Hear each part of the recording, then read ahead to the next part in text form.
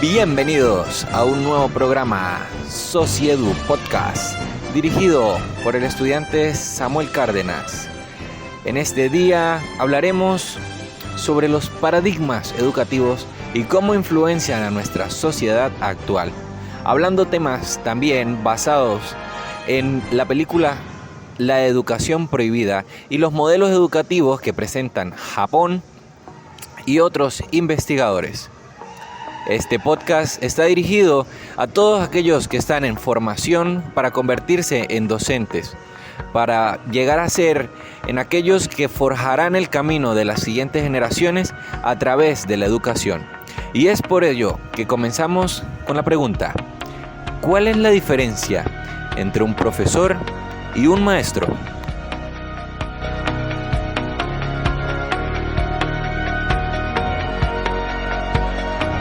Profesor es todo aquel que dedica su tiempo a formarse profesionalmente para entrar a un salón de clases e impartir un tema en específico.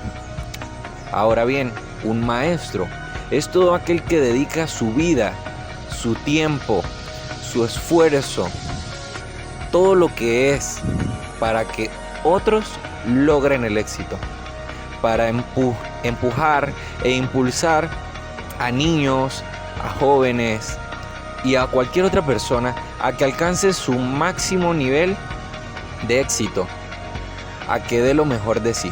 Un maestro es una persona que da de sí mismo para que otros alcancen la grandeza. Pero actualmente en nuestra sociedad existen diferentes tipos de personas en el cargo del profesor, en el cargo de la figura que está enfrente de un salón de clase dirigiendo un grupo de estudiantes. Hablemos por ejemplo de Japón. En Japón no se estimula la creatividad del niño ni su desarrollo a nivel personal. En Japón lo más importante es la disciplina, ser obediente, seguir instrucciones. Para ellos, en su cultura, esta es la clave del éxito. Si hablamos de Japón, podemos hablar de los hábitos culturales de los niños. Los niños desde muy temprana edad se les enseña a ir solos a clase. Sus padres no los acompañan, pero el hábito social se ha construido en base a que lo más importante es la educación. Todos los integrantes de la sociedad en Japón forman parte de este modelo educativo y ayudan a que estos niños lleguen a diario a clase, a que no se pierdan, a que participen del sistema educativo, ya que la formación en Japón es lo más importante. Tienen por encima del 99% en la estadística de los estudiantes que prosiguen su educación. Más del 99% de los japoneses prosiguen hacia una maestría, un doctorado, especializaciones, ya que la educación es para esa sociedad lo más importante. De este lado del planeta, para los latinoamericanos, muchas veces tenemos en baja estima este modelo educativo, sin negar ni dejar de reconocer que es uno de los mejores del mundo. Sin embargo, siempre hay quienes tienen la creencia de que siempre habrá un niño japonés que puede ser mejor que tú. ¿Por qué existe esta creencia? Para los estudiantes en Japón es mucho más importante la disciplina, el concentrarse mucho en un solo área específica y desarrollarla al máximo, que explorar, ser creativos, ser dinámicos, que es lo que se practica aquí en Latinoamérica. Sin embargo, no podemos decir que un modelo es mejor que otro, solamente que cada uno tiene sus fuertes, porque no podemos hablar que es alguno de ambos totalmente ignorante o que está totalmente inclinado hacia el saber. Esto nos lleva un poco hacia una de las teorías de Platón. ¿Cómo llegamos de la ignorancia a la iluminación? Según su alegoría de la cueva de Platón. La alegoría de la cueva de Platón nos habla sobre una metáfora que planteó el filósofo hace miles de años en el pasado, en la que hay una cueva dentro de la cual existe un grupo de prisioneros que están atados con la vista fija al lado desnudo de una pared de esa cueva. Estos prisioneros nacieron y se formaron en esta condición y nunca han conocido nada diferente de esa pared de la cueva. El único estímulo que tienen de conocimiento es las sombras que generan a contraluz sus opresores, en las que reflejan figuras, siluetas sobre cosas cotidianas del día a día, figuras de árboles, de animales, de cosas de la naturaleza. Pero como estos esclavos jamás han estado en contacto con el mundo exterior, no conocen realmente qué son estas figuras. La alegoría de la cueva de Platón plantea que en algún momento se libera a uno de estos esclavos y se le permite salir de la cueva. ¿Cuánto tardaría él en explorar y adaptarse al entorno que está fuera de la cueva? Entender que esas siluetas eran animales. ¿Qué es un animal? ¿Qué es estar vivo? Hay muchas cosas dentro de la realidad que contemplaba cuando estaba en la pared que no coinciden con su nueva realidad ahora que puede experimentar el mundo exterior. Pero supongamos que este prisionero logra abrirse al paso hacia el conocimiento, partir de la ignorancia para llegar a la iluminación, y logra comprender el funcionamiento de la realidad, el funcionamiento del mundo exterior. Su principal pensamiento en tal momento sería regresar a la cueva e instruir a todos sus compañeros, a los demás esclavos. En esta situación se presentaría opresión, se presentaría negación por parte de los esclavos, pues su única realidad son las imágenes que pueden ver en las paredes. Por lo cual, el esclavo que logró ver la realidad, para los demás está loco, está hablando insensateces, cosas imposibles. Normalmente en la vida del docente y del profesor se presentan este tipo de retos. Siempre habrán estudiantes que manifiesten negación, que manifiesten una barrera entre el conocimiento y ellos y se abracen a la ignorancia. Y la labor del maestro, al igual que de este individuo que logró conocer la realidad exterior, es esforzarse, oponerse a su opresión y atravesar esa barrera y lograr trascender desde la ignorancia hacia la iluminación para que todas estas personas que están abrazadas a su ignorancia logren ser la mejor versión de sí mismas. Esto me recuerda mucho a la película de Matrix. Si nos ponemos a analizar, la película de Matrix es la alegoría de la cueva de Platón. Los individuos estaban abrazados a su ignorancia. A nadie le interesaba conocer la realidad, pues la realidad presentaba algo totalmente contradictorio a lo que para la sociedad era lo cotidiano, era lo común. Y el que presenta el papel del héroe en esta historia se esfuerza y da todo de sí para que los individuos que están sometidos a esta ignorancia puedan trascender hacia la iluminación. Hablando de películas dentro del contexto educativo y de este tema que estamos hablando, la alegoría de Platón, se presenta un tema muy interesante, una película llamada La educación prohibida, que comienza con la alegoría de la cueva de Platón, hablándonos sobre los diferentes paradigmas educativos que se presentan actualmente en nuestra sociedad. La educación se basa actualmente en el estímulo y la respuesta, en un sistema conductista que dice: si yo te ofrezco algo, tú debes, por obligación, responderme de manera positiva. Actualmente, la sociedad en este lado del planeta, en Latinoamérica y en Venezuela, trabaja con este sistema: estímulo y respuesta. Si yo te doy una clase en un salón, tú debes aprender porque es tu obligación como persona, como individuo. Esos son los roles que se juegan dentro de un salón de clase: el profesor y el estudiante. Estímulo y respuesta. Si te regaño, tú por obligación no debes volver a hacer lo que estás haciendo. Si yo te premio, es para que continúes haciendo por lo cual fuiste premiado. Sin embargo, múltiples estudios han comprobado que hay muchas otras maneras de hacer productivo y proactivo el proceso educativo. No siempre el modelo educativo de estímulo y respuesta ha sido funcional. Y es que se centran tanto en la disciplina que se olvidan del estudiante. Hay 3 tipos de disciplina que podemos aplicar en un entorno educativo. El que funciona actualmente, el modelo de disciplina autoritario. Un modelo que con el pasar de los años se ha convertido en un modo obsoleto de enseñar en un salón de clase.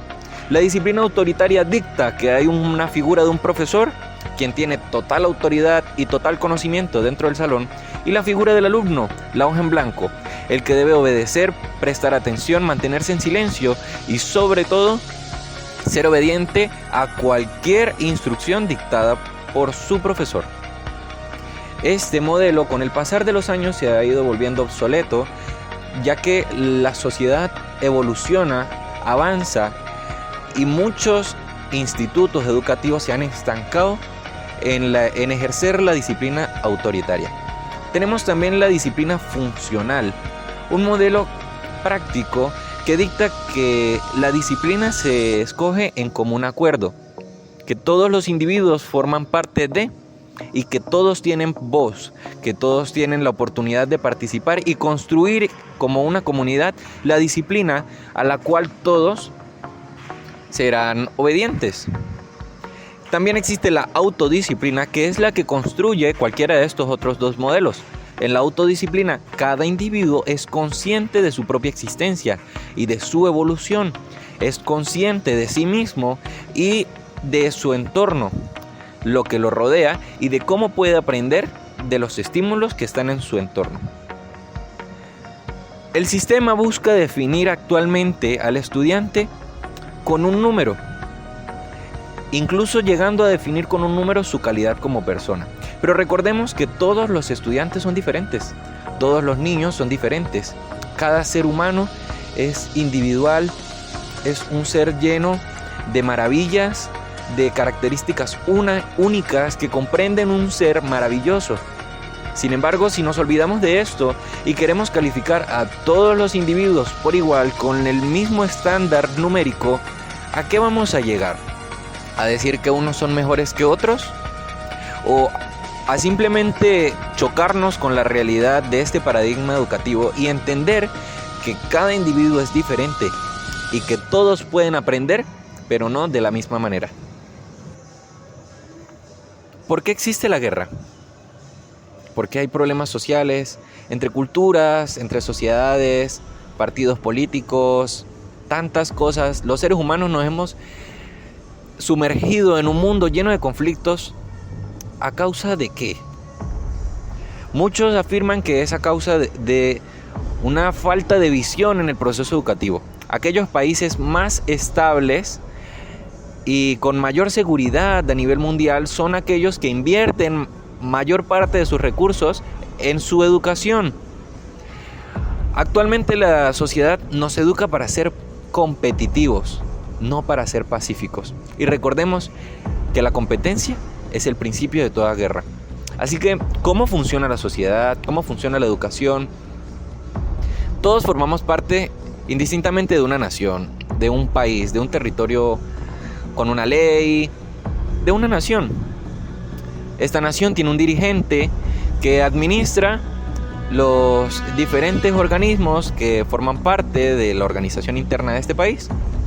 Tenemos los ministerios, como el Ministerio de Educación, que a su vez supervisa las escuelas, instituciones educativas, que a su vez están compuestas por aulas divididas por edades de los estudiantes y cada una asigna a un docente, a un maestro, a un profesor.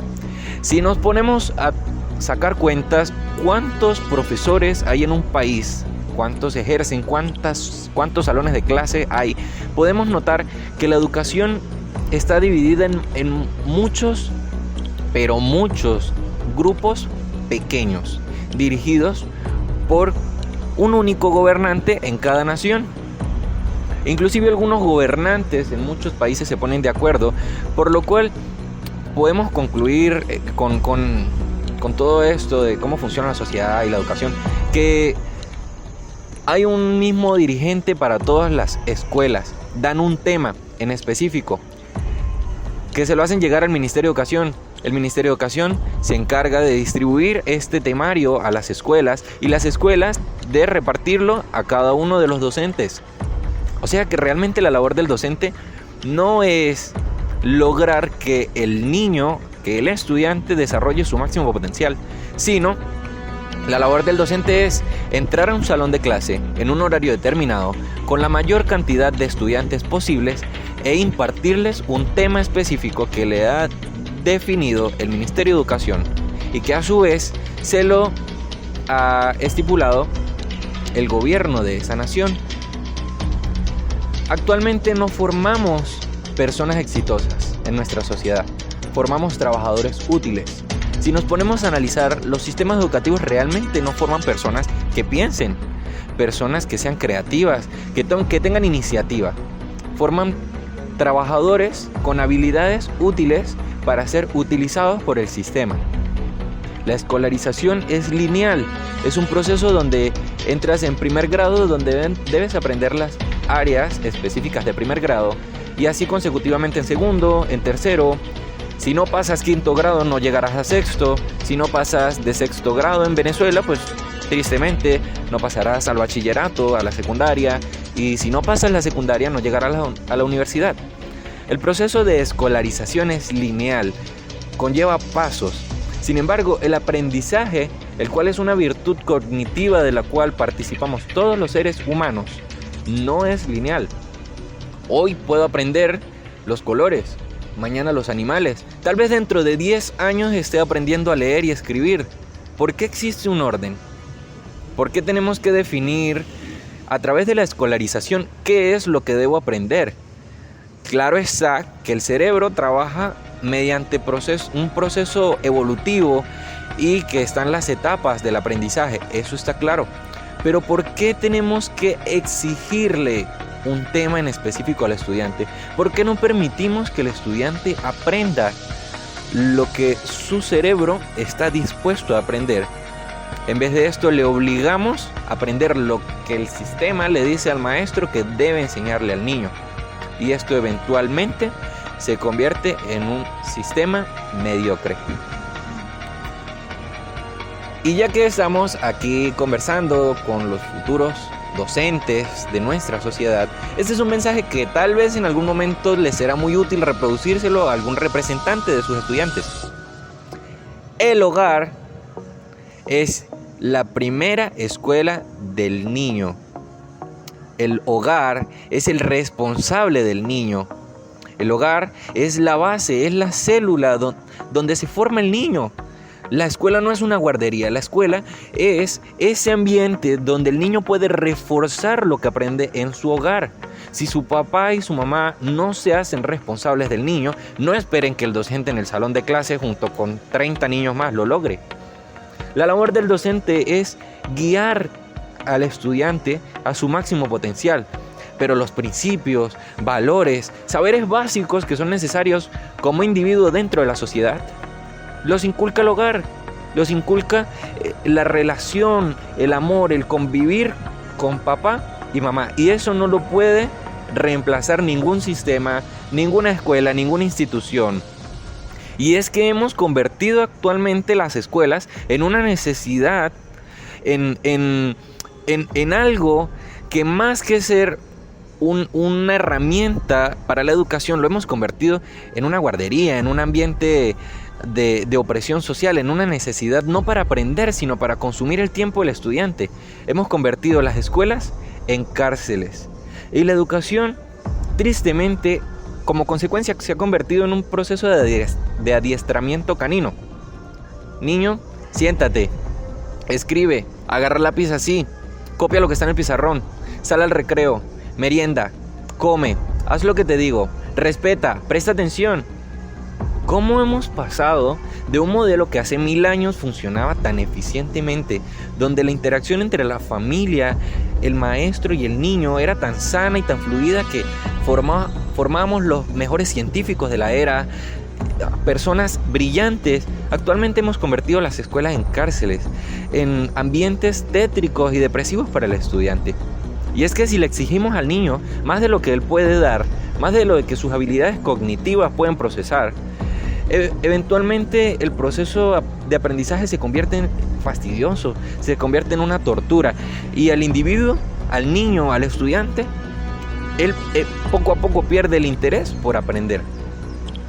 Una persona que no aprende es un obstáculo para la sociedad, y la tarea del maestro es forjar el mayor potencial del estudiante, no convertirlo en un individuo mediocre. Actualmente existe más la visión de enseñar a través de las amenazas que enseñar con amor. Y recordemos que el amor es necesario para el desarrollo de la vida. Los seres humanos nacemos de un acto de amor. Existimos gracias a un acto de amor. Y recordemos que la Biblia nos habla de que el amor todo lo soporta, que el amor todo lo lleva. Entonces, ¿cómo es posible que un maestro en un salón de clase se incline más hacia gritar a un estudiante que se equivoca y no tratarlo con amor y corregirlo de la manera que él pueda aprender cómo hacer eso correctamente? Nos hemos convertido en una sociedad que oprime en vez de amar. Y la educación integral es un proceso que requiere de este amor en el salón de clase, requiere de este amor fuera también del salón de clase. Y es que ahí es donde entra el papel del maestro por encima del profesor, y es que la educación no solamente se lleva dentro del salón de clase. La educación es un proceso que requiere la integración del docente con el estudiante, que haya un proceso simbiótico donde el niño aprenda de la capacitación que ha tenido este docente, pero que el docente también pueda mejorar y pueda sobrellevarse gracias a la interacción y al amor que le tenga a sus estudiantes. Una educación integral no es aquella que enseña más materias, no es aquella que oprime más al niño. Una escuela integral no es aquella que dicta 10 materias donde un niño de 2 años de edad comienza a ver francés, italiano, dibujo técnico, música, danza, teatro, cultura, folclore, infinidad de materias que se le pueden impartir. Realmente una educación integral está basada en aquella que instruye al alumno, que instruye al niño en tomar interés por la vida, en tomar interés por ser partícipe de un entorno, de la naturaleza, donde puede interactuar y aprender por sí mismo a través de la visión de quiero aprender, de quiero formar parte de, quiero ser un individuo que no esté sometido por el sistema, que no le aburre el aprendizaje. Y esta es la visión que tiene que tener el maestro, que el proceso educativo no puede ser el que más información le imprime en el cerebro al niño. La educación debe ser aquella que inspira, aquella que ama, aquella que lleva y dirige al estudiante a ser la mejor versión de sí mismo a través de la curiosidad, a través de la habilidad nata que tienen los niños para ver con maravilla todo aquello que no conocen. A través de la curiosidad podemos inculcar en el niño ese amor por aprender, ese amor por querer conocer lo desconocido.